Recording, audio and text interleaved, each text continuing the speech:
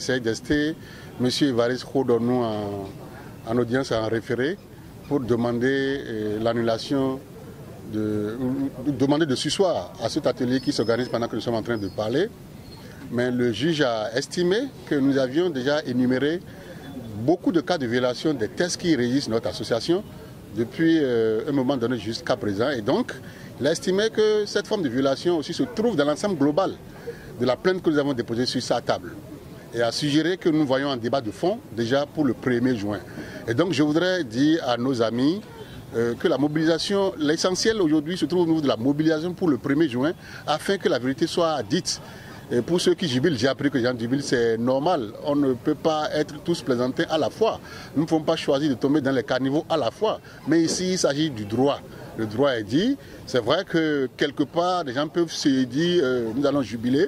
Mais il s'agit essentiellement de faire comprendre l'esprit dans lequel le juge est resté et de dire qu'au nom des 5 ou 6 éléments que nous reprochons à la gestion d'Évariste depuis l'avènement de cette crise jusqu'à présent figure un seul élément. C'est ce seul élément que nous avons attaqué.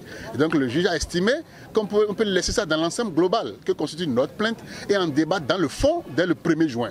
Et donc le dossier est resté en entier. Le dossier est resté en entier. Nous voudrions passer aussi par ce canal pour lancer un appel solennel à tous les journalistes de la presse béninoise du Bénin, qu'ils soient patrons, qu'ils soient web activistes, en tout cas tous les acteurs de la presse béninoise à se mobiliser, à se rendre massivement au tribunal de Cotonou le 1er juin afin que le droit soit dit, afin que nous puissions arracher notre presse, notre corporation des mains d'une portion congrue qui se passe tout permis. Vous imaginez qu'on organise un atelier pour valider les tests des fêtières.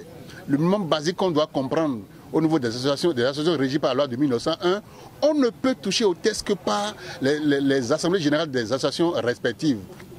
Mais bizarrement, nous avons remarqué que les gens ont voulu aller par le forcing en voulant aller réviser nos tests, les tests qui régissent les fêtières de la presse par un atelier. Dans les tests de l'UPMB, dans les tests du CNPA, quel article indique cette pratique? Quel article peut indiquer qu'on aille réviser les tests des fêtières par un atelier? Je crois que c'est de l'insulte à l'intelligence de tous les patrons de presse du Bénin en général et des journalistes en particulier. Et ce qui est navrant, qu'on remarque, des journalistes, des patrons de presse, des éveilleurs de conscience s'adonner à cette pratique, c'est horrible. Et ça, n'allons pas donner, n'allons pas porter flanc à ça. On va barrer la route à ça. On va barrer la route aux imposteurs parce que la presse béninoise a dépassé cette étape-là. C'est inconcevable.